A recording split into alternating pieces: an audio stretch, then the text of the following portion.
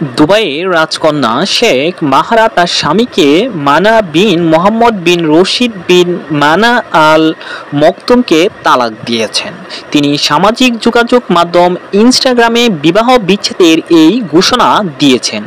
বুধবার ইনস্টাগ্রামে এক পোস্টে শেখ মাহারা তার স্বামীর সঙ্গে বিচ্ছেদের বিষয়টি নিশ্চিত করেছেন।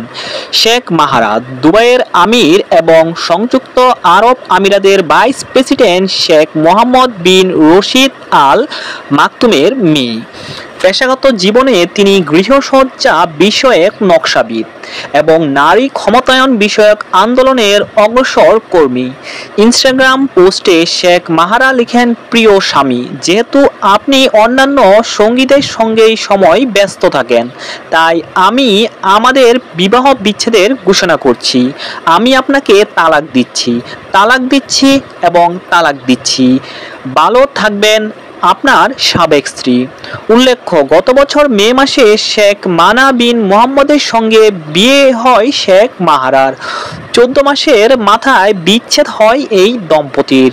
2 মাস আগে তাদের একটি কন্যা সন্তান হয়েছে। মেয়ে কুলে নিয়ে তোলা একটি ছবি গত সপ্তাহে ইনস্টাগ্রামে পোস্ট করেছিলেন শেখ মাহারা। সেখানে তিনি বলেন, কেবল আমরা দুজন। কিন্তু পরে পোস্টের পর বোঝা গেল এই পোস্টের মাধ্যমে আসন্ন বিবাহ বিচ্ছেদের ইঙ্গিত দিয়েছেন তিনি। তার পোস্টে এটাই বোঝা যায় যে তিনি তার স্বামীকে স্বামীর পরকীয়ার জন্য ডিভোর্স দিয়েছেন।